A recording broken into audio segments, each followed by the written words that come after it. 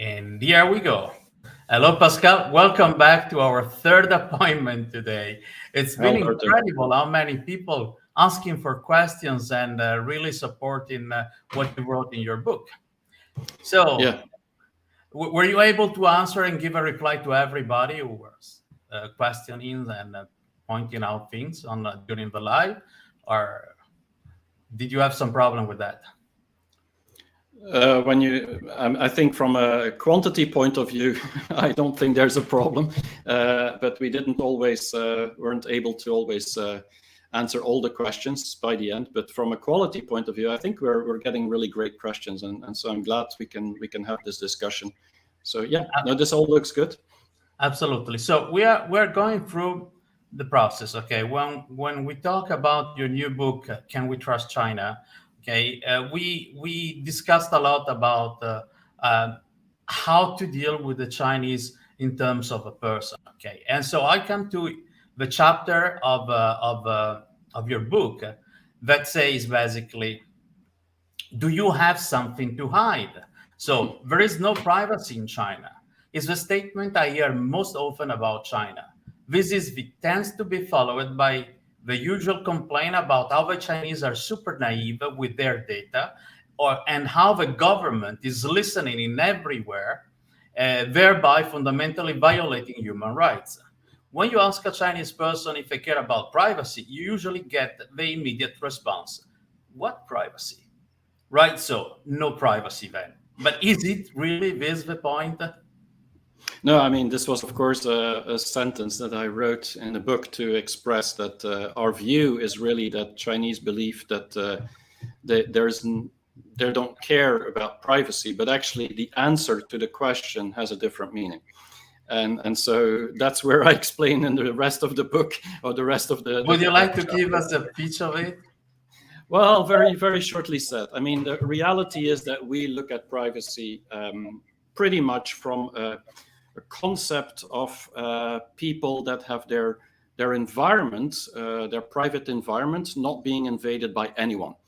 And the question, of course, is who's that anyone? And I think that's where we in the West are considering anyone is basically everyone. While in China, when you grow up, very often privacy, and the word for privacy in Chinese means actually almost secrecy. So it's not a real translation of the same thing. And so what you get in China very often is when people talk about privacy, they understand that they have something to hide because they want to be private. And so that's where you get the response. So no, I don't worry about privacy, because they don't really want to say that they are keeping secrets, because for them, they don't want to be secretive on that side. And so the whole idea here is that when you grow up in China, and many of my Chinese friends who grew up there, I mean, you grew up in a family where privacy has a very different meaning than it often has in the West. I mean, just simply said, I mean, in the West, when I was a kid, I mean, my door was always closed of my room, and I didn't want my father or mother to come into my room, and I even asked them to knock on my door to come in, and so on. And so I thought that was important. But in China, I mean, that's usually not the case. It feels like you have something to hide when you close that door. And so parents and children, they live together and they share much more. And so the question is much more about what you do with the information or the content you get that you want to get private or keep private. And so this is where the common concept of privacy sometimes is different. But that doesn't mean, and I think that's the misunderstanding, that Chinese don't care about privacy. I think Chinese care a lot about privacy, but it's not about not keeping things secret. It's more about the fact that people who they don't trust, and that's where you go outside of the context of trust. So outside of the family, outside of the friends, people they don't trust, that they would know things about you or your personal life, as an individual, that could potentially be used against you. And if that is the case, and it would harm you as a person, then for sure Chinese care a lot about privacy, and definitely young Chinese. Absolutely. Can we say that the value the Chinese has are different from the values that we have in the West, or should we see them on a different on a different point of view, because I prepare slides together with you, okay, Mm-hmm. about what are the Chinese value and the universal value. Let me share them, okay, Yeah. and here we go. Okay, Yeah, so when we talk about freedom, fairness, diversity, responsibility, humanity, privacy, solidarity, justice, and transparency. Okay? These values to us have a very deep meaning, sometimes confused with ethics, okay, but it's more a matter of values, okay. And when I talk about freedom, so the freedom to speech, the freedom to protest as well, but also the freedom to not be bothered by others who are not in the same path. Okay, so how would you compare these two things and these two different point of views on values between the universal values, but let's call them Western values, okay, not universal, and the Chinese values, so that it's more proper to address. Yeah. And no, you're right. And I think, I mean, deliberately talk about universal values and not Western values, because one of the things is that we in the West, in most countries, we will assume that Western values are universal values, which in itself is not true. Now, of course, that doesn't mean that many values are different. And so what I believe, and this is what I wrote in the book, is that actually most values are quite universal, whether it's Western or Chinese values. It's just the interpretation of the values sometimes is a little bit different. But in general, the values that you have here, including privacy, which we just mentioned, are very important for both Chinese and for Westerners. Freedom is, diversity is, fairness is. I mean, it's part of the Chinese culture very often that these values are critical as part of who you are as an individual, as a person. And this is what the first chapter of my book is. It's all about what people believe themselves, because if you don't believe yourself, basically it's very hard to trust you or trust others. And so this is where self-belief and values that you put on yourself are critical to create self-trust, which of course creates then or earns trust from the rest of the world.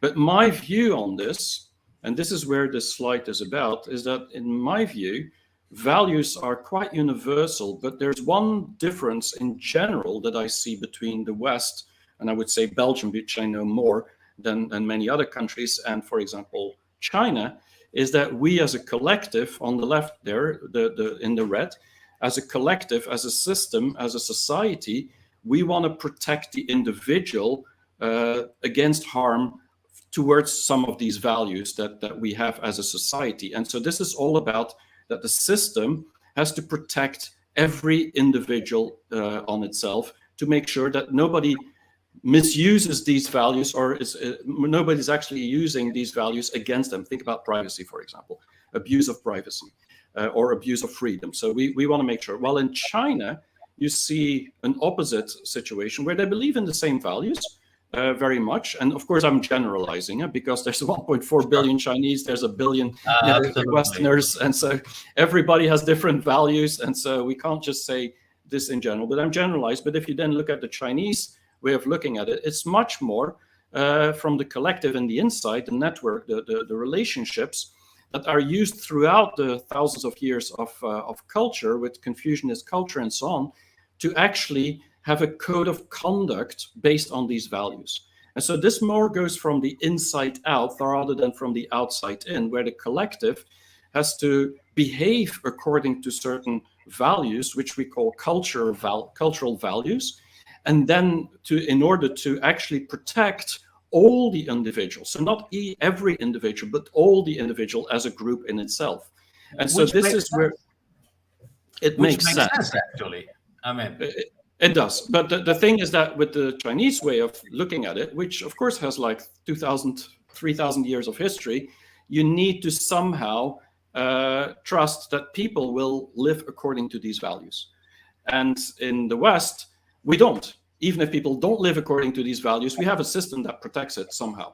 And so I think that's where the challenge lies and the evolution lies. And the more society develops, and I'm talking about economically and so on, the more the Chinese system actually has similar laws to protect people against values that were not protected for some of them. And so I think in the end, we have the same values, But the starting point is sometimes different, which means that when we deal with Chinese as a Westerner, unless we understand that they have a certain code of conduct and we try to get into that relationship, I mean, we might feel that they don't have values because they're not linked to the same way as we think. But most of the values are quite universal. Of course, there's values that have a different meaning, like privacy we explained, or democracy, or freedom. I mean, the meaning of these values can differ based on priorities, but they are as important in one society as in the other, in my view. Yeah. Okay. Let me go immediately to one of the comments we received. Okay. Sure. And the comment says most Chinese are willing to sacrifice privacy if it would help, for example, with tracking COVID cases. Okay. And we noticed that one of the biggest problems of implementing a tracking app in Europe was giving up the information about where we were and what we were doing. Something that we never thought about in China. I mean, I never had a problem telling, for instance, DD, okay, where I was and where I wanted to go, just sharing my information and so on. I mean, if I wanted the service, that was the price to pay. And so I never really worried about it. Even thought, as always, the same listener presented on a different comment says Beijing government has expressed privacy concerns over DD apps, and it is a fact. There has been an important implementation on privacy on the digital services in China starting this year. Actually, starting November last year with the people law. It's called Personal Information Protection Law, PIPL, and it's actually stricter than GDPR. So this stricter in the way that there's even national security laws in there, which we don't have in Europe with GDPR. But the reality is that indeed, I mean, Shenzhou is completely correct. The Chinese government, Chinese system cares a lot about privacy, but this is about having, and it's the same in the West, it's about having corporations and people outside that network that would misuse or abuse the privacy and the data of certain people. And China is no different than the West. The only difference, in my view, or the main difference, is that China started developing much later than the West in terms of the internet. And so we got much earlier, I mean, 10 years earlier at least, we got the bad parts of the internet as a problem, where the data was misused. China, I mean, until there was 4G, which is about 2013, 14, I mean, most people did not feel that it was so much an invasion on their privacy. But once, of course, everything goes mobile, it's a very different story. We had that 10 years earlier. And the Googles and the Facebooks, they were gathering our data without any problems. And so the Chinese government definitely is very strict on that. So people do realize privacy is important. I also believe it's just one of these values that is very little different, but it's also to do with the relationship and the context that people have in their environment. And indeed, in the West, in Belgium, you said it as well, the health QR codes. I do remember that when it just started, the Belgian government was saying, yeah, we need these apps. And I said, I wouldn't do these apps in Belgium, because you first need to fix the mentality of people to accept that they will have to give away their data before you can actually build this app. And then I put that on social media and people were, yeah, no. And then they built the app and ultimately they had to kill it because it didn't work as it should. Yeah. Like another comment says, funny thing about privacy is that many Facebook users gladly put up their personal information, and Facebook has been caught selling user information to other companies. Okay, so it's funny how things are seen in a different way depending on where you come from and how you look at the matter. Okay, so so the next slide that we thought about sharing. Okay, so we talk about the universal values and the Chinese value, which are basically the same but seen from opposite individuals and collective. Rather than a collective and individuals. Okay. Then there is this next slide, which you wanted to share, which are the Confucian values. Okay. Yep. So basically, we have a more uh, willingness to live in peace, if you consider about these values. Okay. Yeah, I And mean, I don't think it's about more or less. I think the Confucian values. I mean, you know this as well, and this is just a short list, but it's some of the important ones. It's something part of the culture. But what I notice always when I look at these Confucianist values is that it has a lot to do with the code of conduct. It had to do with how people should behave or could behave to actually be a good citizen within society, and so to be good for the collective. And so this is a lot about the inside out, and it's not about tell the government or the system telling this is how you should live. It's part of the culture. And I think the interesting thing of looking at the Confucian values, because this also explains a little bit how, in my view, sometimes the Western values are not universal, is also because there's more importance to certain values in China than there is in the West. Think about modesty, for example. I mean, Trump is a very good example of a very big lack of modesty, but that is a value that is very important in China. Or respect is also a value that is very high in China. And this has to do not just about earning respect, it's about respect within the environment of the family and the guanxi and so on. So you have a hierarchical environment of respect. And so I do believe that many of these values, which are universal as well, are getting lost sometimes in the West. And China's trying to keep at these values as much as possible. So, but it's all about code of conduct type of thing from a cultural point of view. This is how people feel they could behave, should behave, and this is where China differs a little bit on values, indeed, than the West, which dictates or has more laws and agreements on what are the values that you can actually or cannot live by. So yeah, I think that's wanted to share that. I absolutely agree on these values. In particular, if we think that China is a very big place with a lot of people. One of the example I always give out when I talk to the people I coach is think about having a kindergarten. So you need to take kids to the kindergarten in the morning, okay, and have people in the kindergarten to take care of the kids, entertain them, teach them, and give them time throughout the day to feel happy and complete their day. Now think about your kindergarten ideas, which is, tens, dozens of kids, a couple of classes. So maybe 50, 60, 100 kids within the same building, okay? And think about the Chinese kindergarten where there are thousands and thousands of kids that need to be ruled at the same times. So if there wouldn't be harmony and integrity and tolerance and benevolence and the willingness of sharing and respect and peace and honesty. I mean, those Confucius values that you mentioned, okay, it would be a mess. It will be a disaster. Yeah. I mean, it's already difficult to control kids in a European kindergarten. I always see instead the kids coming out of a Chinese kindergarten.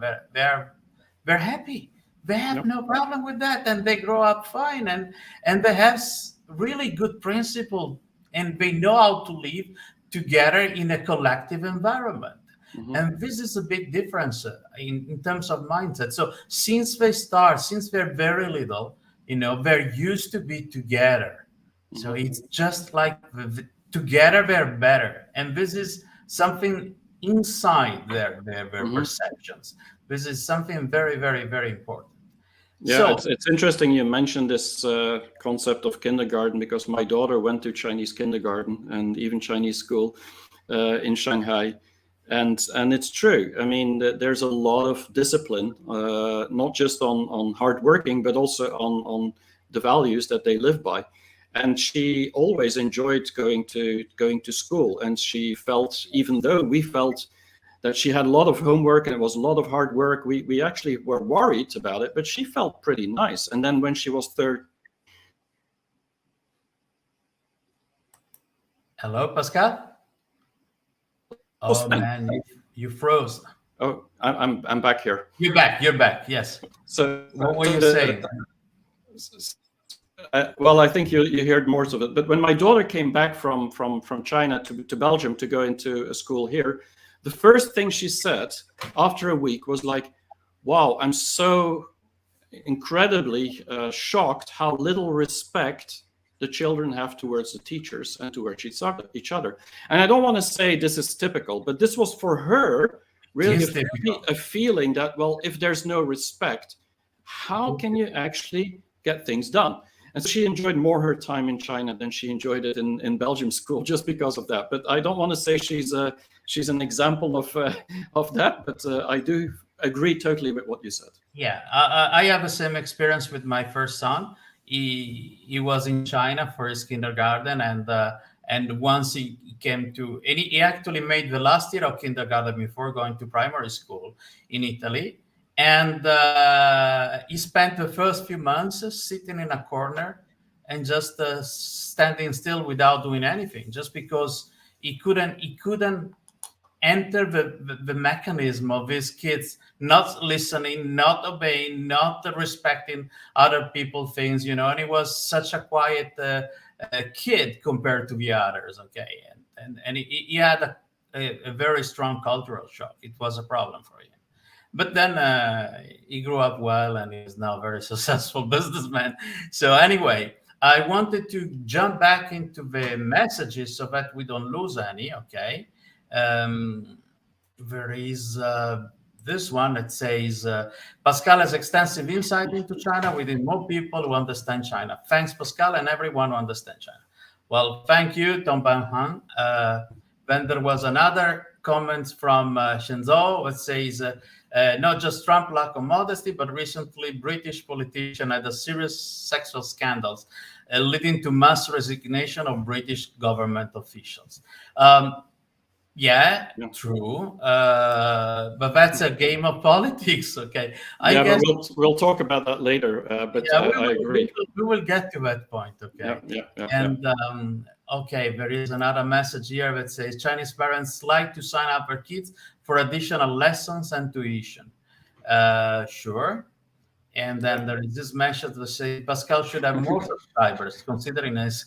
Okay. Did you pay Tom Ban Han? I mean, is he your paid supporter or? No, I don't have paid supporters. So no. Thanks a lot. So yeah, okay. And okay.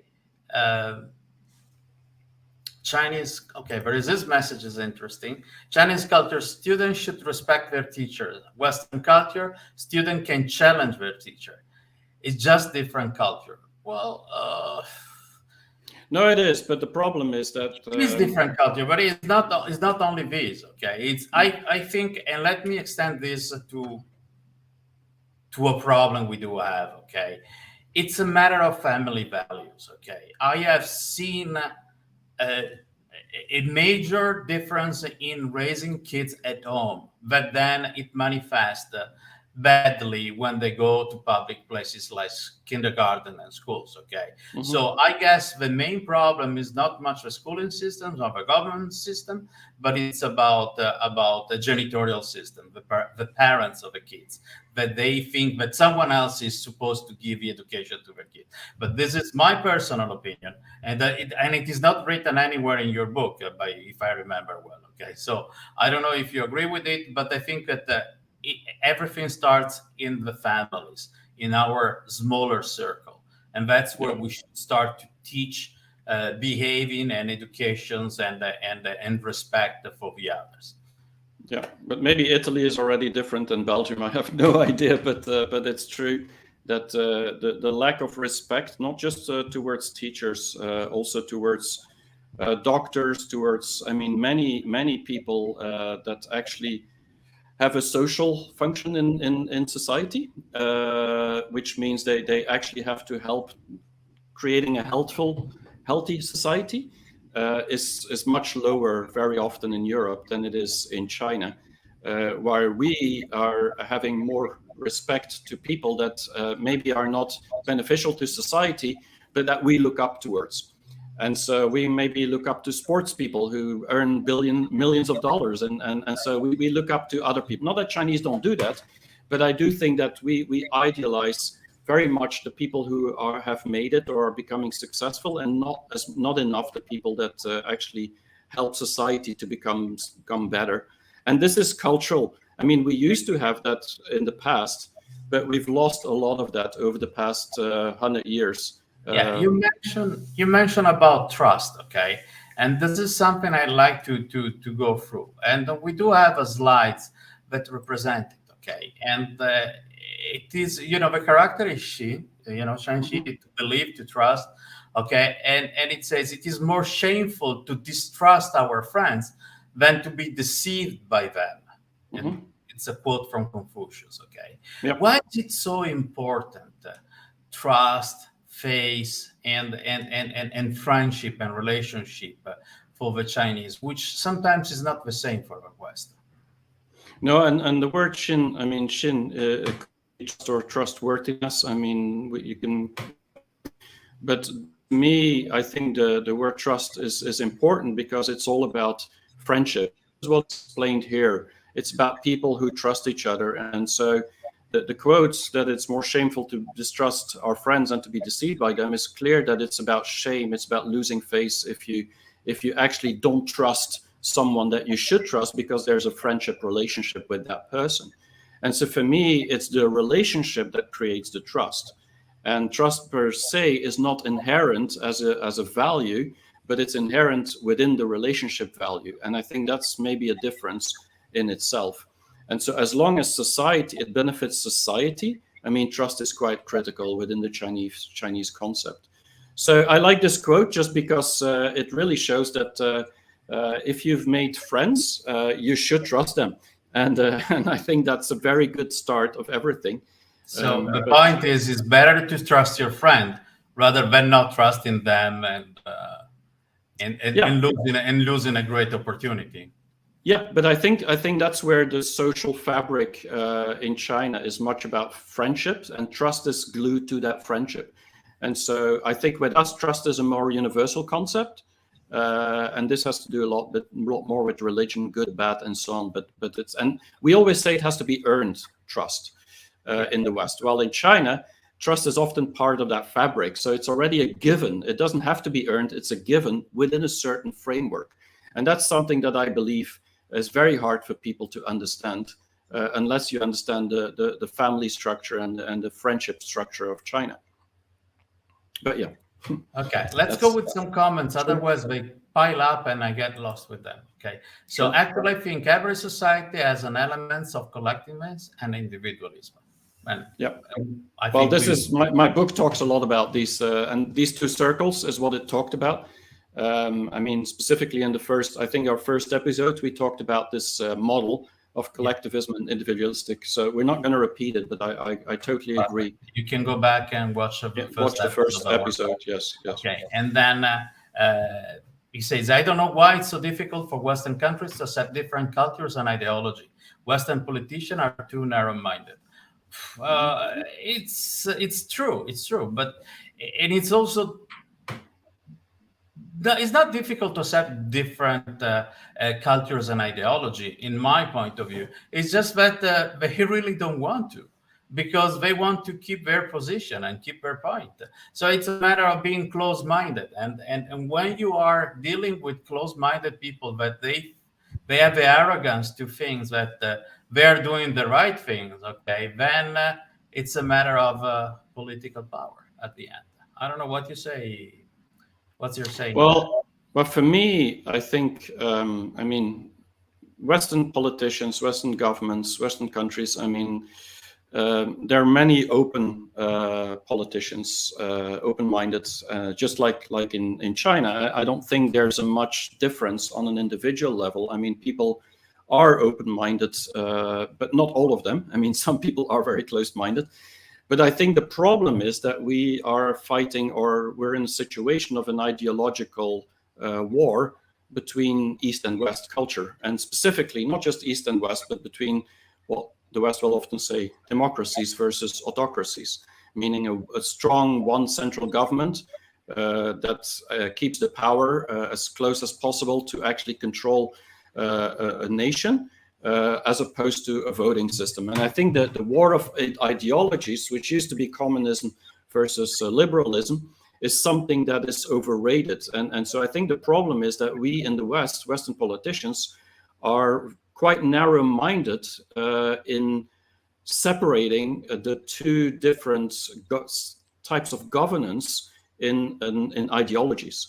And I think the governance, having good governance or bad governance, has nothing to do with actually being liberal or being a communist or communist regime or communist party, a one-party state or a multi-party state. I think that's not what it's about. And I think that's where the challenge lies. So I do think Western politicians are narrow-minded in the way that they make it often an ideological war. But besides that, I don't think Western politicians in general are narrow-minded. Yeah, I agree with you. But there is also another thing I would like to add in terms of also a way that the politicians express themselves. Since there are two different approaches to government and the politician, there are many politicians in China, okay, and all belongs under the same party. China is a one-party nation, okay, but that doesn't mean that they don't have different opinions. But the different opinions are not publicly discussed. Different opinions are discussed within the party, okay? And when they come up with a position, with a solution, with a concept, and they want to legiferate it, they announce it. And so there is only one speaker person. Instead, in the Western countries, everyone is a politician of himself and expresses his own idea, even if they have a party to follow, but they never, you can really never control what they talk about, okay? So unless it's the leader of a party, okay, everyone expresses a different concept or a similar concept with different words, which sometimes it translates with a different concept entirely. So I think the problem is really the way they talk and how they talk, okay? And also the perceptions we have in the West of seeing one unique party in China is just like there is no freedom of thoughts, which is absolutely not correct, because I see people discussing heavily in terms on how to implement things and how to solve them, but then only the best and the only acceptable solution will be published, will be public. Okay, all the rest will be dismissed because they're not considered up to the point. Okay, so this is a different perspective. Let's see another comment we have here. In education in the West and if education in the West and respect for teacher is different than China, criticizing the West, then why do so many Chinese study in the West and mainly in the United States? I have an opinion about that, which is very simple, because the process of studies in China is also being designed to focus on a certain tracks. While going to the West, they give you the possibility to opt for even the same track, the same studies, okay, but with different source of information. So it is a great advantage for Chinese to have a different perception, a different understanding of reality, of science, of politics, of whatever that matters to their studies. And I think it's a great investment that the Chinese do.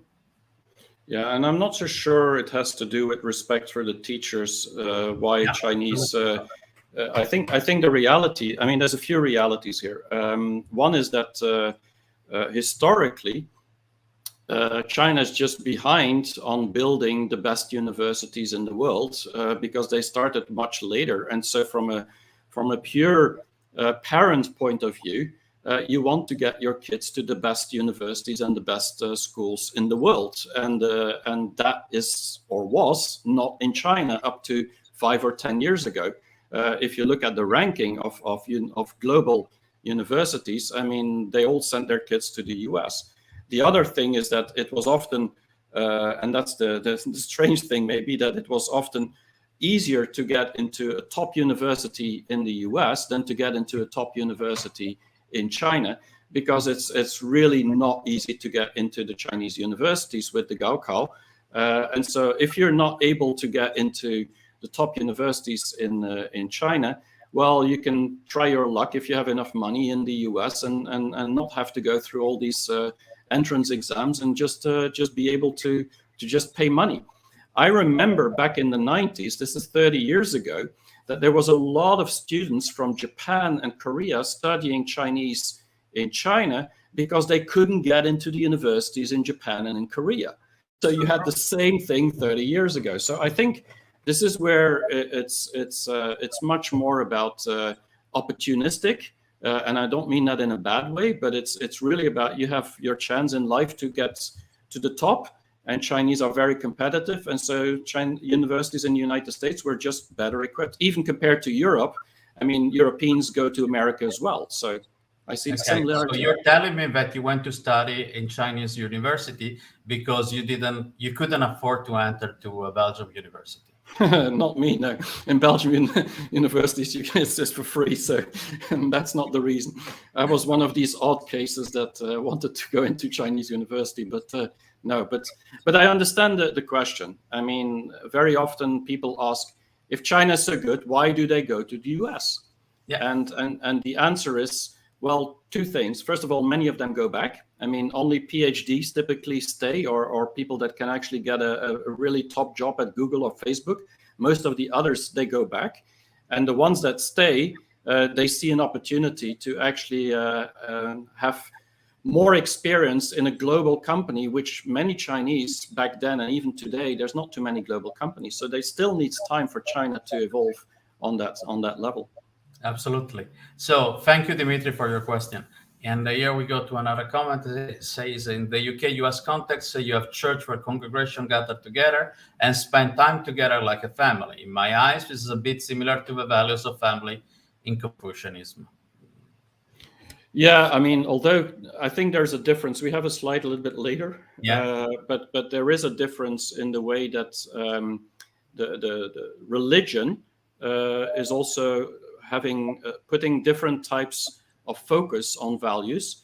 And specifically when we talk about Christianism or Protestant Christians, I mean, this is a lot about good, bad, and so the values get decided within that environment. And yes, it is a tribe, and that is very close to each other, but it's also linked to religion, which can be beneficial or not beneficial in certain environments. While in China, Confucianism is actually not linked to a religion. And so that leaves the whole environment more from a people point of view and less from a belief point of view. And so it's more a relationship thing. So there is a difference, but I totally agree, and I've put that in my book as well, that the best way to think about the relationship society of China is to think about the strong religious societies or tribal societies that are around the world, where people trust each other just because they belong to the same tribe. The same tribe, yes. Absolutely. And so that definitely is a case. The difference is that it's for 2,500 years been like that, and so it's evolved very strongly, and there's very little belief in a higher power there. So it's much more practical and pragmatic. Okay, let me read a couple of comments which do not need an answer because we already answered to them, basically. But just, I was in the UK 5 years ago, and I'd been to a local church for many times. The church member usually sat chit-chatting in a small room in the back of a church. To me, it was just like a family reunion in China. It's absolutely comparable, absolutely. And then we got this comment, say, Chinese students study in the US to learn the American system and knowledge. China doesn't consider the US as an enemy. That's also correct. It's an opportunity. It's starting to change. It's starting, but it's an opportunity under the starting point of view. It's an opportunity to learn a different perspective and to add value to their experience as students. I definitely think so. Okay. Then there is, always says it's a colonial mentality where people worship Anglo-Saxon culture, like harboring disdain for non-white cultures. Which comment was referred to? I don't know, but I think we talked about the colonial mentality in last episode, but this is really about the mindset. I think what means is that the mindset of colonialism that we had in the West has remained in the way that we often still try to lecture countries like China on how they should behave in international politics, and that's not what I believe. It's what many Chinese still feel, that the way that we express ourselves towards China, saying China should do this or China should do that, feels like this colonial mindset, although we ourselves in the West don't believe we have that mindset anymore. But that is how it is perceived, pretty much because we're still lecturing very often how China should behave. And his next message was Western politicians need to get votes, so they need to promote their cause while denouncing their opponents. In Italy, we have a way to say that dirty laundry, you wash it at home. You don't really wash it outside. Okay, so Yeah. that could But this be... is about popularity. Yep. Yeah, exactly. Okay, then there is another comment here that says the problem with one-party state is that you don't have too much political freedom. Yeah, it's what often people say is that if there's only one party state, it's hard to contradict. But I do believe we can look at it. I mean, in Belgium we have like 20 different or 15 different parties, and they never agree. And today we have like 7 parties into the government, and it takes forever to come to every decision.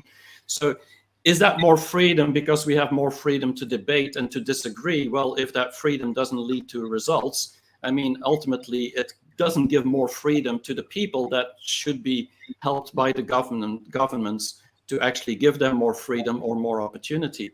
And so I think the less political parties you have, the more central you are.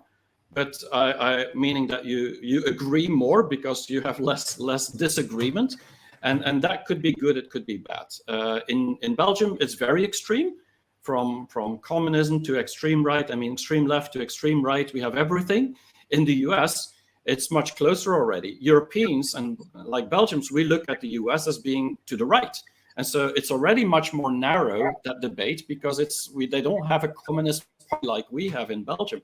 And so China is just even more narrow, which doesn't mean that within the party and within the agreement, there's no political freedom. So I agree, but I do agree that it's more difficult to have public disagreement in the political system where there's less parties.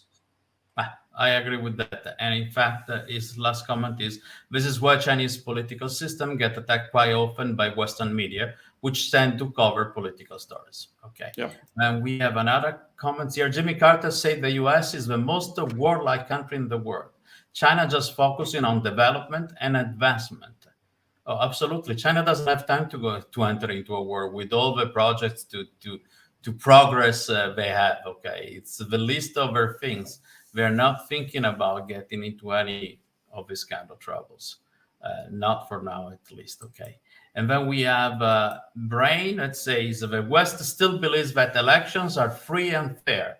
Certainly not in the US or the UK, as Bernie Sanders or Jeremy Corbyn.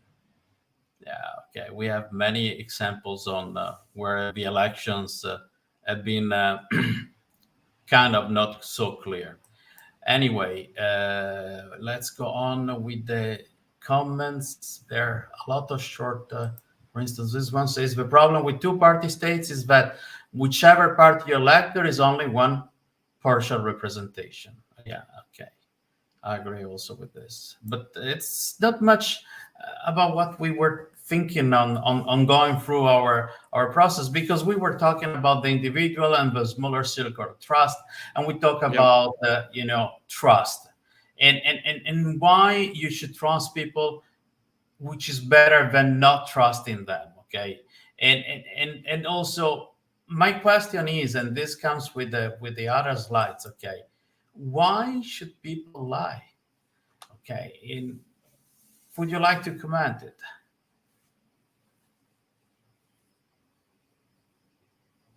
Pascal? We cannot hear you. You muted your microphone accidentally. Sorry, I froze for a moment. Hello, Pascal. Okay. So, meanwhile, Pascal reconnected to the... Are you back? Yeah, I'm back, but I might change my internet if you just give me 1 second. Maybe you can respond to this question for a minute. I go on and read to other comments, okay, which is more Yeah, fun. I want you to yeah, express your opinion on it, okay? So sure. Go ahead. Go ahead. okay. So let's talk to. We got this comment that says news journalists and West media are by large political journalists. Yes, indeed. There could be also political journalists in China. I don't see having that much possibility to express a different opinions on the public newspaper. There is much more control. But still, I mean, European journalists, they do have, they are party journalists, okay? And the freedom of speech is not such a big freedom today, okay? So, but now we see the downsides of having too much political freedom. Absolutely agree. We were talking about this just a second ago. Okay, let's see. Pascal is gonna tell me when he's gonna be back on the normal connections. Okay, and there is this comments that says the problem with two-party states is that whichever party you elect, there is only partial representation. Okay, I think that Pascal is now back. Pascal, are you back with us? No. You keep freezing, okay? Yeah, I just. Technical problems are so annoying. It's just like having. Yeah. So I just switched internet, so I hope it's okay now. Okay, you look much better now. Yeah, sorry for that. Great. Okay. Yeah. So we were talking about the slides that says why people lie and the society. Yeah. Okay. Yeah, and I think I should explain maybe a little bit, because one of the things I did in my book is I mean, the statement is often made that we cannot trust China or Chinese because this is about the individual. And then they say, yeah, I mean, Chinese have been cheating, they're lying, they're stealing, they're spying. There's all these things that people are talking about. Chinese do this, that, and that. And I thought in my book I need to explain a little bit about the lying of people. And what I did is I don't believe that lying is specifically different from any country or any civilization. I think lying is universal. I mean, that's the basic thing. Some people do it, other people don't, or some people do it more than others, and there's always different reasons to lie or not lie. But I do believe that China has some different origins for why they lie than the West has. And so I've put this next to each other here in a few slides. And of course, I'm generalizing here because with people, everybody's very different. And I don't think we can generalize on which country is lying and which country is not lying. But I do believe that one of the things that is very strong in Chinese society has to do with the fact that you have to save face. And people will shame you if in that society. This is more shaming and face, or keeping face and gaining face society, while we are much more about, in the West, guilt and punishment. And so what I wanted to put here with this slide was to show that many of the people that in China, when we experience lies coming from China, this is my personal experience, it often has to do with the context, the people around them, their society, to keep everything in harmony. And so lies are often to protect the people, protect society. And society can be big or can be small, can be the family, can be whatever. So it's often not a selfish thing. It's more a protection of the things around it. While in the West, we know very much, I mean, lying from a Christian point of view, you have religion there again. There's good and there's bad. And if you lie, you basically get punished, and there's laws for it. And of course, China has laws as well. But the reality is that very often here in the West, people who lie, they can get away with it very quickly or easily, much more easily than in China, because we don't have that shaming concept and we don't have that face concept. For us, it's more about you're guilty and you have to feel it yourself. And the result of it is that if you if you know how to get away with it, like Trump, who people claim had 20,000 lies, I mean, it doesn't matter. It doesn't have an impact on the environment. And so I think it's interesting when we look at lies to look at what the grounds are for lying, because it can help us to unravel why people are lying. And I don't want to say Chinese are lying more than Westerners or the other way around. I'm just saying it's often different grounds.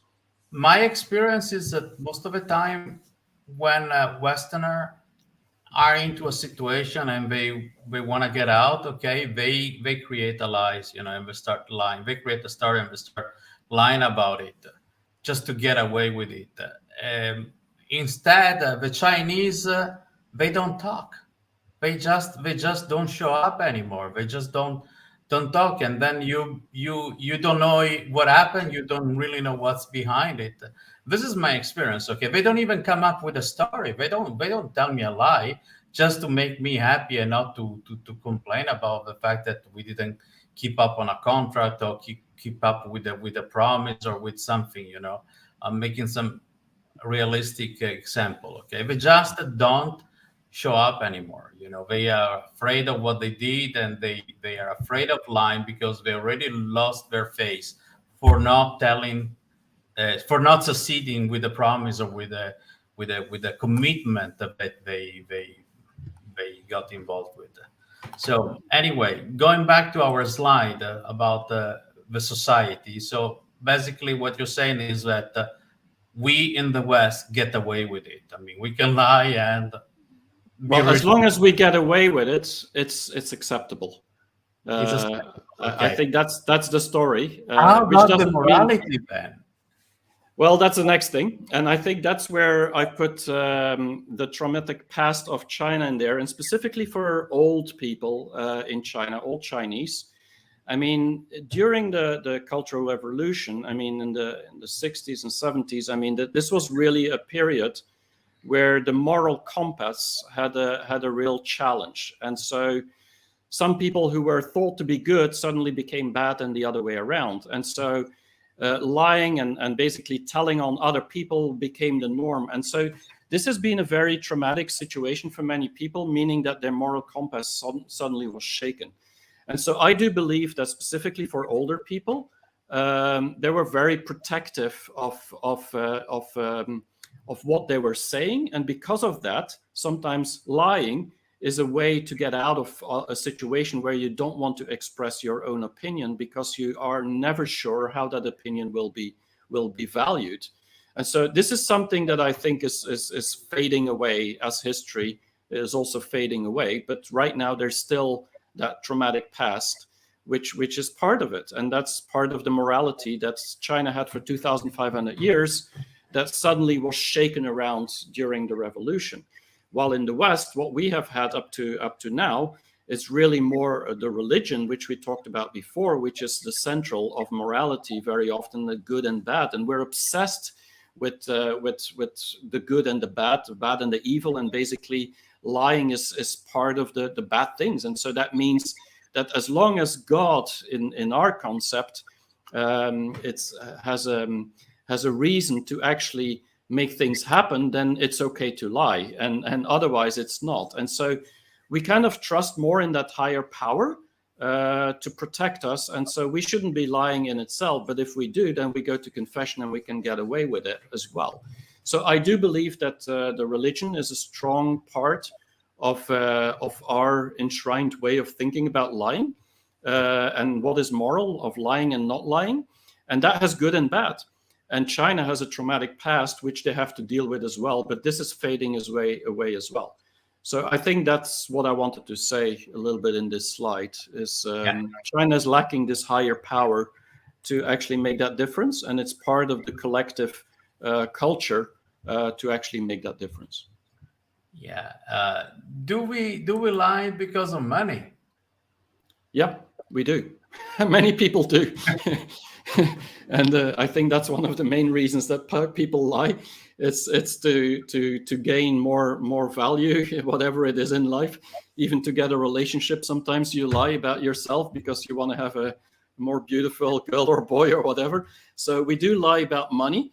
But I think China's in a very specific situation when it comes to that, where the last 30 years, since the beginning of the 80s, I mean, the gates, the floodgates of economic opening were opened. And that meant that there was, in 1980s, I mean, almost 1 billion people were still living in very strong poverty. And so when you suddenly open the gates, I mean, everybody, this is a gold rush. I mean, and gold rush meaning that you don't have anything, so anything is gold for you. That is a situation where, specifically, if you look at the pyramid of Maslow, I mean, basic needs is the first thing that people need. It's food, it's shelter, it's a house, it's basically the things that are the basic to survive on. And so people will lie to achieve this, specifically in a situation 30 years back and even 20 years back, where the legal framework was allowing people to actually get away with it easier because it wasn't as strong as many Western countries. Are you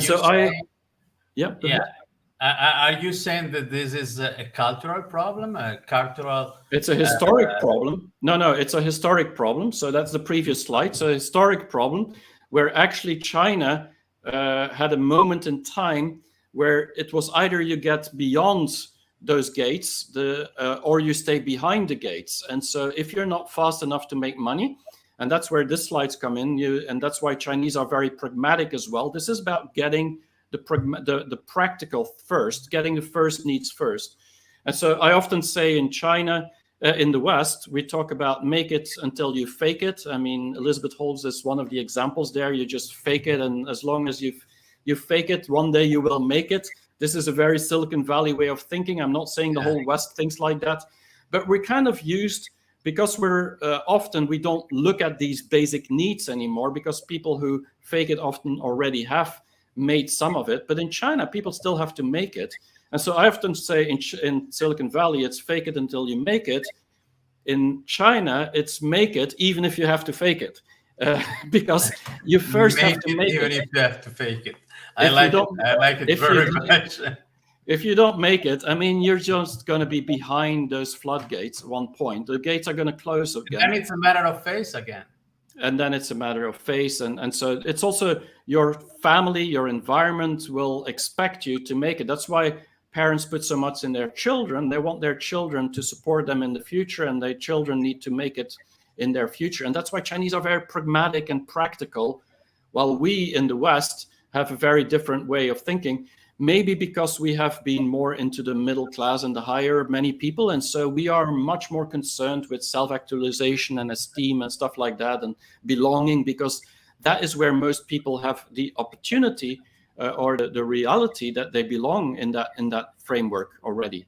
Well, for Chinese, it was a fight for survival of the fittest. That's what I call it. And so I think this is where people lie for different reasons. But it's interesting to look at the reasons just to understand, is it cultural? Is it moral? Is it economical?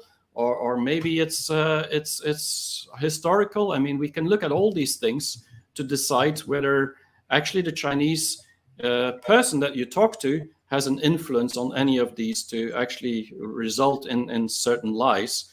And we can do the same for the Western point of view. Absolutely. Yeah. Well, talking about the traumatic past of China, I once had a long trip by car with my personal assistant, going from one place to another in China. Okay, and then I came out during my driving. I came out with a straightforward question, and I go like, okay, tell me more about Mao and what happened with Mao. Okay, tell me what you think, because I wanted to compare her knowledge or her willingness to talk about it together with what I studied and what I knew about it. Okay. And her answer was very straightforward to me. And she goes like, okay, tell me about Mussolini and the fascists and everything. And I go like, okay, let's talk about the weather. It was, a very, very touchy point. But they know about it. It's not that they don't. It's just Sure. They're afraid of losing face if I talk about it. And so it goes back again into those values that we discussed before. Okay. So people lie for money and Okay, I went back. Okay, yeah, and for cultural reason, but pragmatism and Yeah, self. and I think this is one last point I wanted to make, is that actually in the West, lying is often related to self promotion. While in China, you see that much less, because the modesty is a very high value in China, and so it means that lying is not often used as a way to self promote yourself to the top, which is much more in the West. And But I have a question for you for these slides. Um, I mean, it was an easy guess to put Donald Trump in the slides for self-promotion. Mhm. Okay, if we didn't have Donald Trump, who else could you have put in the picture? Well, I think many leaders in the West. I don't want to I don't want to start putting leaders in there, but I mean, even if you look at Boris Johnson, I mean, you look at many people. I mean, they self promote themselves very strongly. I mean, in every country, there's people that are. I mean, in Belgium, there's Bart de Wever. I know many people that in different countries that actually are all about being in front of the camera, being in the media, wanting to show what they do, and so they're yeah. I think that's just a Western thing, not for everyone, but modesty is often not rewarded in the West. Yeah, Self promotion often is. absolutely. So, should we get to the last slides?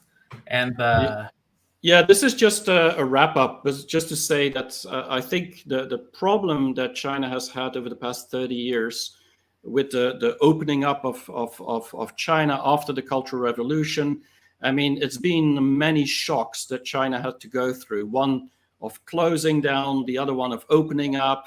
And so I think the whole situation of trust has been shaken for many, many decades. And now what you see the last decade is much more about going back to the cultural values from before the actual this last century. So from older empire cultural values, and starting from Confucianism and Taoism and Buddhism and everything that helped into these values. And so I think there's a comeback of trust where collectivism within the family is getting stronger. And I do believe that specifically the younger generation is crying out for a society of trust. And I think very few people in the West realize how much importance young Chinese attach to a trustworthy society that they want to grow up in. And I think that's where I talk about a comeback of trust, because the middle class is becoming bigger. Chinese have traveled the world. Netizens are very outspoken. And so it means that whatever you do to create a distrust environment or to abuse trust against others is getting punished much more today than it used to be 10 years, 20, 30, 40 years ago. yes, And so I think that's where I talk about a comeback of trust, which doesn't mean that there's been a lack of trust, but it's been a very particular situation the last 40 years. yeah. Okay, I think we have a few more comments which we could read. Uh, I don't remember which one was the last I read. Okay, but there is this Brain Washington that says, "The West still believes that elections are free and fair. Certainly not in the US or UK. Ask Bernie Sanders or Jeremy Corbyn." Well, Uh, even Trump says they're not fair. So I think I think fairness is a big thing. it's Yeah. a big issue, yeah. News journalists in the Western media are by large political journalists. Yes. Okay, then, but and then he continued. But now we see the downsides of having too much political freedom. I Well, have a point on this. I mean, if people ask me, okay, what I think about the political situation, I think that democracies somehow failed in their goals. I mean, democracy is not what we have now. Today, we have a mess. There is not a democratic government which is fair. It's not a parliamentary government. It's not the presidential government. Is not whatever solution we have. It's always a compromise of a certain situation, and I think it's so difficult to see. I do have a strong belief that being a good family father would be the solution, but then yeah.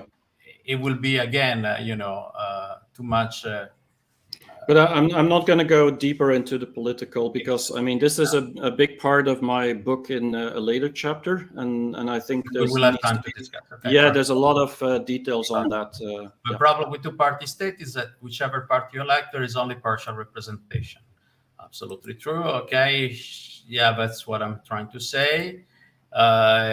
It's more. It's nice because people are commenting on each other's, and we don't see them as a comment of a comment in on YouTube in this case. Okay, but we see them just as comments. Okay, so we Yeah. have no. Okay. Once upon a time, a person a few years back asked me whether I would ever go into politics, and my answer said, "I don't like fighting." So I think in Europe, going into politics, you have to be a good fighter. Well, they also asked me, and I said I'm too ignorant to compete with that. Yeah. Anyway. Okay. Eugene said, okay, indeed, in the US, if you elect Republicans will represent maybe 50% of American interests. Same if you elect Democrats, it's also 50%. Okay, so So you have a dual party system. yeah, a dual party is a dual party. That's okay. just one more than the one party. The right of having political freedom to potential violence. Yeah, but that's again, it's a matter of education. For instance, I would never use violence to solve a problem. And in America, instead, it's much easier. I don't know, but in Italy as well, Europe as well. We see fight in the streets every other day. So it's, I don't know. I think it's more a personal thing. Okay. And political parties are not useful. They're just tools for certain organizations. We need to learn from China and adjust political system to serve common people. Yeah, I think this is about governance and learning from China. Indeed, I mean that's what my book is about: is to try and learn from China, which doesn't mean that you need to take over everything from China because that wouldn't work in the West. Take examples. But there are. I mean, the best way to reflect on your own environment is to actually look to another environment to see what is different. And Absolutely. We're doing that not enough these days. Is to look at Absolutely. how others succeed in a very, very different framework. Okay, so let's go back. Yeah, then you look at some violent incidents in the UK, US. People usually get angry first because they can voice their opinion freely, but politically don't usually listen to them. Politicians don't usually listen to them. Yes, and then that gives a feeling of not being valid or being ignored. Mm-hmm. And then there is this one: we lie, we cheat, we steal. USA. Yes. It's actually a quote from Mike Pompeo once. Yeah, I think it was Pompeo. We lied, we cheated, we stole. Yeah. And I saw recently also a gaffe on TV from former President Bush that says, there is this situation going on with a country that has been abused, and then we enter and blah blah blah, and he mentioned Iraq, and I said, no, he said, no, sorry, not Iraq, Ukraine. But yeah, I don't know if you did that, but that was a gaffe. That was a really lapsus. Okay, that was terrible. Okay, and then we got, if weapon of mass destruction in Iraq was a hoax. Yes, it was. Okay. But this is again, I mean, and I don't want to go into detail there because this is what many Chinese will refer to when it's about an illegal invasion. But I also believe that this was the thing I mentioned when I said, in God we trust. As long as there's a higher power that believes we have to do something, sometimes lying is acceptable. And I think that's very dangerous for a society. And we can go back in time, so with the Christians' crusades, hundreds of years ago. It goes really. Public opinion in the West is shaped by Anglo-American media, often their own detriment, like the EU right now. Julian Assange is persecuted because they set the precedence of telling the truth. Okay. Yeah, that was the image I had as well. Yes, the Western lockdown saved life. It's not a question, and it's a very, very long topic, so let's skip for now. Yeah, but I don't know. Yeah, I'm trying to understand because I have not time to read. No. But the COVID situation is blame everything bad happening to them to Putin. Yeah, Putin is very popular. Yeah, and I think both Ukraine and COVID is a large topic to discuss. So I don't want to do that in 1 minute here. No, it's Otherwise, not we're gonna, also part of a book right now, yeah, but it could be part yeah. of our But common discussion maybe in the future. but I Chaim appreciate, and I've made Amman, some videos about that anyway. yeah, Chaim Amman is a founding father of the People's Republic of China, regardless of anything. Yes, correct. And then we have this fake news and disinformation are systemic lies. Then there is Yeah, we live in another. a disinformation world, and this is making it difficult, but also very easy to claim somebody else is lying. And I think this is one of the big issues that China has, is that the West will often say China is lying, but it's much more difficult to prove that you're not lying than to claim that somebody is lying. And so it's easy to say that somebody's lying. It's very hard to claim you're not. Absolutely. It's a good point. And then we have, in the West, we should not always believe and trust the government, but it is so different in Chinese politics. But is it so different in Chinese politics? Oh, this is a question. Dimitri, thank you for the question. Pascal, is it so different in Chinese politics to trust the government and Well, not always?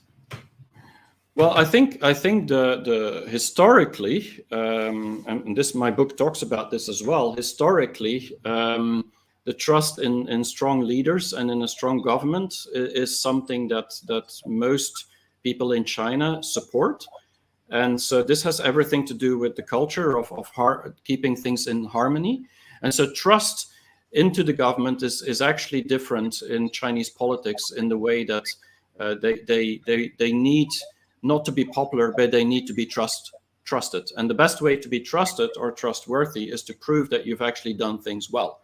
And so there's a mechanism in China of proving within the government that you've actually succeeded. This is what we call meritocracy. So you've actually been improving in the lives of people by doing certain things. And so I do believe there's a difference in Chinese politics that people are trusting the government more than they are in the West.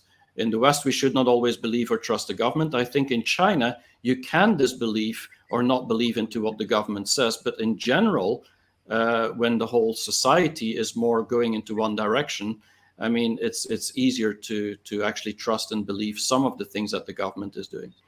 But yeah, I think the Chinese. Sorry, go ahead.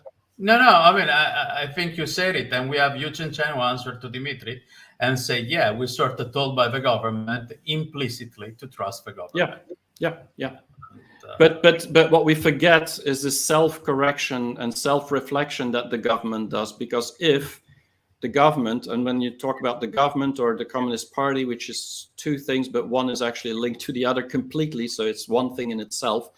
I mean, when we talk about this, it's really about an environment that they have to constantly also show somehow that they are trustworthy. If they wouldn't be, then history has shown that this government is not surviving, and the country is not surviving, and is going into chaos. So I do believe that it's said implicitly that you have to trust the government, but that is only because the government is aware that they have to prove that they are trustworthy. And I think that second part, we're always forgetting that second part. Yeah, absolutely. Okay, and then we have this other comment that says, I think that China has to be more defensive because of the ruthlessness of Western capitalism.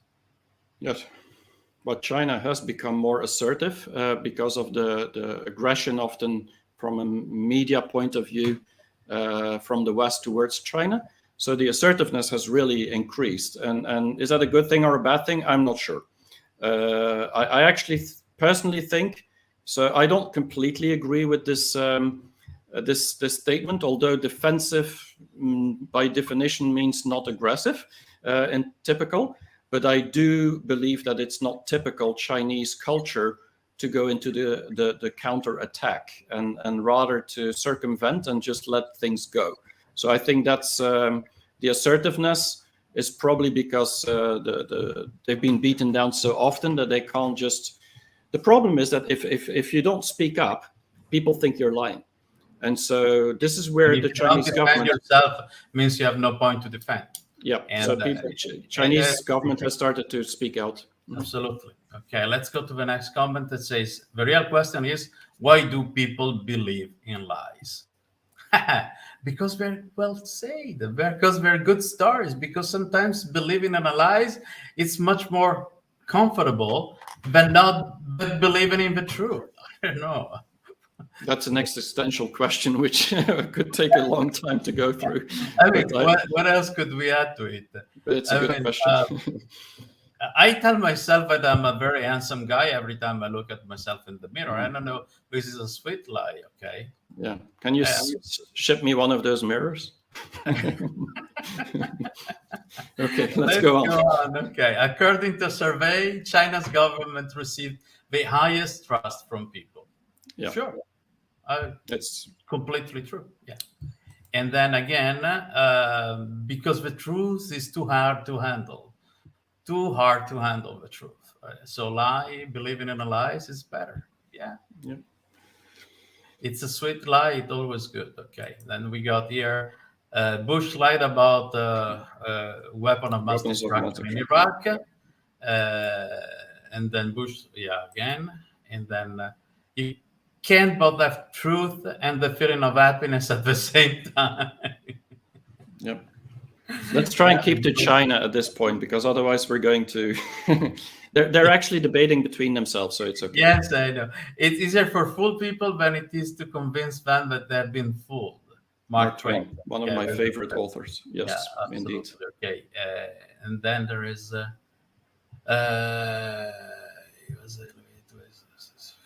Here, let's try this one. If you're Chinese, don't come to USA.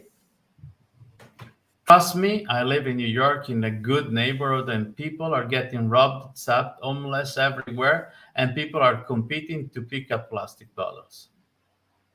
Okay, so this is a testimony of a very bad situation in New York City, and even in a good neighborhood. Okay, there is this dangers going on, but this is because that much the political situation, but the whole economic situation is going downhill, and people have no more resources to support themselves. And it's one of the rhetorics and stories that many people will say that U.S. or some European countries, they should clean up their own mess before attacking China on China's mess. And there's something to be said about that.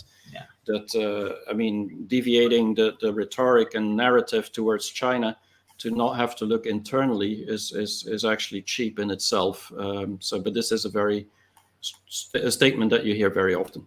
Yeah, it is. There is a point in that. Okay. Mm-hmm. So here it goes. Because judicial systems in Gotham was too corrupt, it was rotten to the core. Okay, Gotham City, Batman. Okay, no, this is Mao Zedong is poorly understood in the West. Mao Zedong is poorly studied, and and talking about studying, I do think there's one thing to be said about the fact that Chinese intellectuals have much more knowledge about global politics, governance, about the history, cultural of many places in the world than we Western intellectuals have about China or any big power, Japan and others in the East, or India for that case. I mean, this is, I think, one of the real challenges of the West is to understand how the new world, however you want to call it, will look like. We have to get more in depth with the world that we never were interested in from a Western point of view, which used to be the biggest economies in the past, India and China, and we don't know much about it. And I think that's the poverty of Western intellectual information. Yeah. Okay. Remember, I asked you the question about Trump. Who else would you put on the cover? Then we got an answer here. I would put Elon Musk instead of Trump. Course, yeah. If you look in business, I mean, I can name a few, but definitely, yes. Elon Musk works for the Pentagon. Okay. Line in China is to deceive people in order to keep power in a party. Okay. Lying in China is to deceive the people in order to keep power in a party, to keep everyone in line, no resistance allowed, blind follow. Yeah, I mean, I know Dimitri, and, and so You know, okay. I don't agree I don't agree with this. that lying is to deceive people to keep the power, but it's true that in history, I mean, most one-party systems, powerful dictatorships, have been using lying as a way to keep the power, and Yeah, but so this this is the is problem. You see, we Westerners have so many bad examples about dictators, Mhm. because they only made up big messes. Let's talk about Germany, let's talk about Italy, let's talk about Romania, let's talk about, you know, Mhm. Russia, if you want to talk about Russia, okay? There are only bad examples that comes along with it, Yep. okay? Uh, China in the last 30, 40 years was able to show us that there is no need to make big messes, having the power consolidated into one single party. And this is an example we should really consider. We should really study the case and understand. And the West may get so much more insights about it than just referring to their own historical past. Yeah, and no, it's true, but it's hard for us in the West when we look at our history and we see these examples to believe that there's anything else out there that could actually be different. The difference lies in thousands of years of history and culture, where we're basically influenced by a very different way of thinking, and so that doesn't justify the fact that nothing could ever happen, but the reality is that China can keep a lot of power without the need to lie always, more than many other places do. And for that case, I mean, one of the things when we think about Russia and we think about Ukraine these days, I mean, what people are don't dare to say is that actually Russia is European, and so Putin is European in kind, and so a lot of that could actually be considered as being just another example of our past and not a different past. So I don't want to make that statement, but we have to. We like to put people on the other side as being bad, but sometimes they're just one of us, and that's a dangerous thing. But I don't believe that that's the only way to keep power in the government is to lie. But I do believe that every government is lying. Yeah, I also do believe so. Mm. There was a discussion going on between Elon Musk, Gotham City, and the Joker, and so on. So I think I will not read those No. comments, but we will reply to them directly on the chat. There is this comment, however: the Western democracies are top-down political systems with wealthy elites, and whilst China is a bottom-up systems, and I know which one I prefer. Okay, Yeah. a squirrel pig. Okay, I don't know you, but you got a point. Okay, then we No, go no, back. but the bottom up is something that I've been talking in many of my videos as well, and it's very misunderstood in the West, thinking that Yes, China is definitely. 100% a top-down society, which it's not. I mean, it is in some ways, but it's as much a bottom up as a top down in many aspects. Yeah. European leaders are resigning, says Shinzo. British Prime Minister Johnson resigned. Italian Prime Minister Draghi resigned. Will be the next. I don't know who will be the next. The thing is that they didn't want to resign. They were forced to resign Yeah. because the opposition didn't grant them the majority of the vote in the parliament. That's a democracy. So even in a situation where we do have an emergency like right now, we got a humanitarian emergency, we got the war, we got economic Ecological. and energy crisis, everything. Mhm. Then a government is not free to act because it has to deal with the opposition. And even though there is a good proposition from the government in charge, then the Mm. opposition will do their best to turn them down, independently from the situation. So Yep. yeah, this is democracy. Okay, then the other comment is I think we should be more afraid of what the falling US empire will do and not what a powerful China might do. Ah, get Well, this this is book. about implosion, and we talked about that last time, I think. Yeah. And yeah, I think it's true that from a Chinese point of view, the U.S. specifically is in bad shape. But is that true? That's the Chinese perception. Yeah, maybe not only the Chinese perception, but No. But I mean, there's also good things in the U.S. and I do believe that we should talk about that as well. But that's a different story. okay. Anyway, let's keep going. We have another couple of comments to go before we close. Maybe we can close it within 1.5 hours this time. China learned from the West. There is no harm for the West to learn from China. Absolutely agree. Yeah. But and this is what I always say: in order to learn, you have to have some kind of trust, and that's why my book is about trust. Absolutely. Okay, then we got Chi Chiata that says, "Where can I get your latest book?" Well, Amazon deliver everywhere in the world, more or less. I don't know where you're calling from, but I guess you can either check out your Amazon, your local Amazon, or you can go to pascalcoppens.com and then you can order it online directly. Am I correct, Pascal? Yeah, so on Amazon, it's available everywhere, but some countries it takes longer and is more expensive. And so you better also check on my website. It might be cheaper on my website, but I can't promise that. And he's calling from Malaysia. So I guess Pascal Coppens will ship worldwide without problems. Yep, okay. No problem.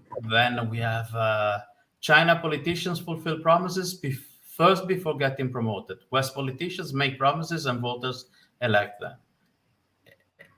This is about promotion. We talked about that. Yeah. Okay. Thank you for your comment. And then we got the Jerry Wright that says America has a thing called the Vatican running it. That needs to end. America has a thing called the Vatican running it? You mean Vatican is here in Rome? You don't even know what the Vatican does to the Italian government. I mean, you have no idea.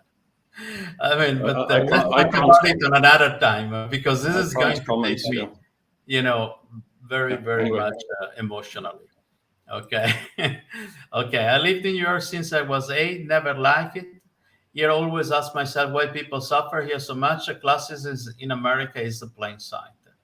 I do have some stories about New York when I moved there, and it's so much better visiting New York as a tourist than trying to live there. It's really tough. Then the question is, do you think the Chinese system progresses faster than Western systems? For example, enacting meaningful policies now and planning for the future? My short answer is yes. What's your answer? But I think the Chinese system is reinventing itself more often than the Western system. And so it is, whether that is progress can be debated, but it's definitely change. And so change usually creates progress, not always, but it is definitely more changed more than any system in the world. So I do believe that there's a lot of progress. So I do think yes. I think we're more static, we're more rigid as a system in the West than the Chinese system is. Yes, totally agree with you. Okay. 2 years ago, I was nervous about all the negative views the Western world had on us, and right must be Chinese. Now that it has gone so bad, this constant bombardment of bad news doesn't hurt as much. Yeah, he got a thick skin. Thank you for sharing. Mr. Pascal, what do you think about Iran and China relationship? Oh, that's a tough one. Well, so I have an answer. Yeah, you can answer. No. That's to you. The question is to you. It's Pascal. No. But I think it's very complicated specifically because now Russia is also involved in this whole Iran relationship, and so it's politically very, very tense. I do believe personally that the problem that Iran has had over the past many decades has to do with the exclusion from the West and not trusted by the West. And so China has seen the same things. And so they find themselves as understanding each other very often, just simply because they've been on the other side of America. And from that perspective, I do believe there's a relationship being built, but it's not just with Iran, it's with every country that has not in the world that has not been part of the Western club. And so I do believe that Iran is just one of them. And so, yes, Russia is going to have more deals with Iran. China is going to have more deals with Iran. I think Iran is going to become more part of that puzzle, which they were not in as much in the past. I don't know what your answer is. It was your question. Okay. Okay, I thought you were going to say something. No. I like your opinion about it, and Yeah. I mean, we don't have time today for this, but we can talk about it another time. I always like Xi Jinping. The anti-China rhetoric comes from the Pentagon, who wants to own their resources. Yes, thank you, Jerry. And then he goes, Pentagon is the Farnese building. I don't know what does Farnese building means. But I mean, I agree in a way that Pentagon has been very anti-China, but that's also their role. I think they have to be careful of enemies. I mean, that's what defense organizations do. But it's also not just the Pentagon. I think it goes much further than that these days. It's a general attitude against China that is being created these days. Good. Okay, next comment. Maybe we finished to manage them all. Okay. I don't understand why China is making business with Elon Musk and is not trustworthy. Well, money? And maybe also, big I actually have a logic to why China has been. It's just my personal view of why China has really set out the red carpet for Elon Musk and helped him to set up his gigafactory. This, in my view, is from a Chinese way of thinking, is really to show. Sorry?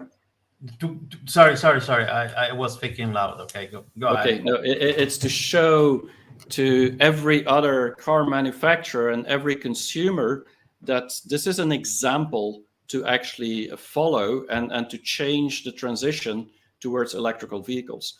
And so I believe that he was used, and I mean that in every positive way of used, as an example of how China should also go into that direction. And so, yes, I think that's why the red carpet was given for him.